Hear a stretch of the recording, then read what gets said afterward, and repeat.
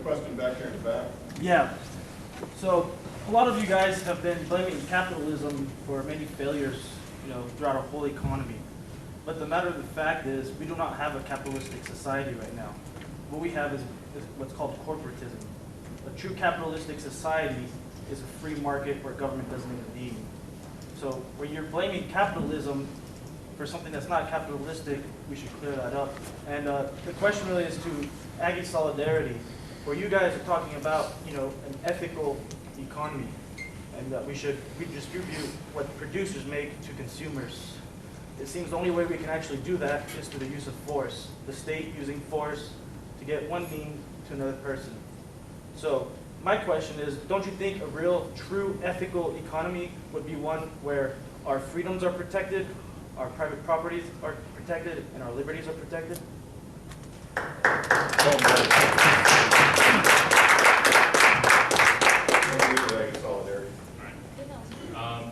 Yeah, you're right about it being corporatist, but corporatism is simply state capitalism. I don't think there's so much of a distinction between that and, well, it's a mode of capitalism. And I think you're making the case for individual rights. That's sort of libertarian ideology. And individual rights for one person is oppression for another.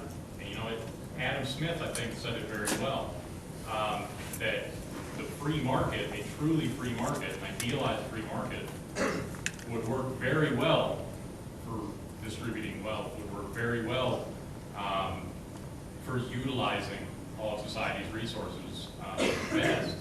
But that'll only happen well if you come at it from a plane of complete equality, if you start at a place of complete equality. That's what Adam Smith says, and I think that's true. And I think, look at our society around us. Are we at that place?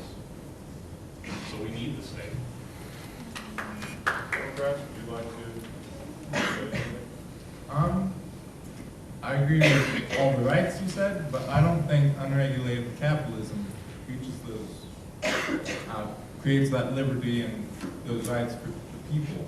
Because unregulated capitalism, there are always going to be market failures and natural monopolies, and people will rise to the top, and it will be survival of the biggest instead of the most efficient that will rise to the top. I'm not against capitalism, I'm just against unregulated capitalism.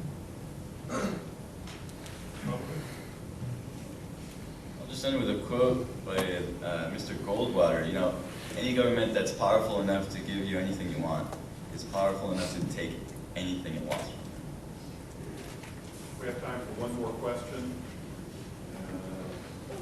Okay. Hi. You had made a statement earlier, and it seemed to be a really intense response about military budget, but you made a dramatic statement that said that we should remove all military bases off of our foreign boundaries. I just wanted to know, with the past 10 years of us being in Iraq and facing door-to-door combat and training our military to do this, if we were to go ahead and bring all of our soldiers back home, would that increase unemployment? And how would Aggie Solidarity, Republicans and Democrats see employing our soldiers who are returning? And providing health care. And providing reliable health care for them. Right. First of all, you're right. Taking the bases out will have a lot of soldiers back, but taking the bases out will also release a lot of money for these soldiers to be employed, to have the health care they need, because when they come back now, that money is tied up to sustenance of those overseas bases. So I think the solution is within itself. If we close those overseas banks, we free up a lot of overseas military bases, we free up a lot of money for the soldiers that will come back. I think we'll have more than that. So what this requires is a structural change, a complete structural change. And and we've talked about that before. We have offer radical solutions like nationalizing healthcare. If nationalized healthcare is there, we have healthcare for the soldiers that come back.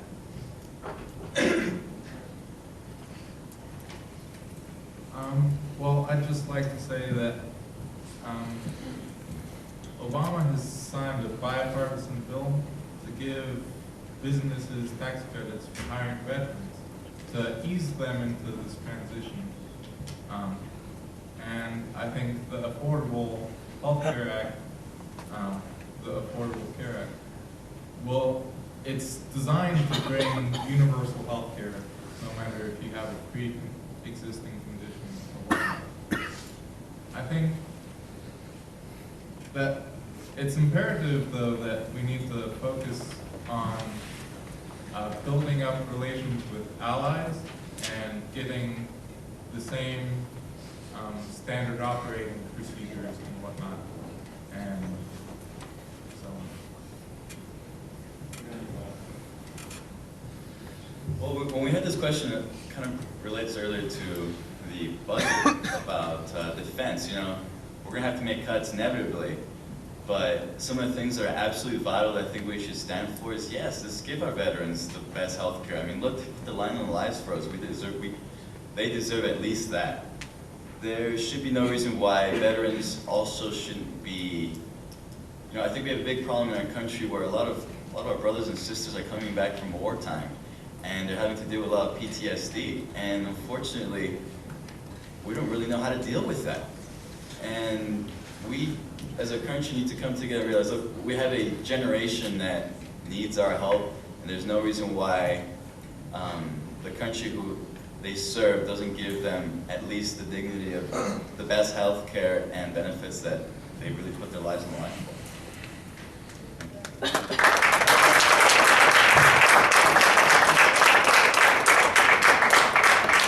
Thank all five of our panelists. I want to thank all of you for coming out. I want to give a round of applause to all of them.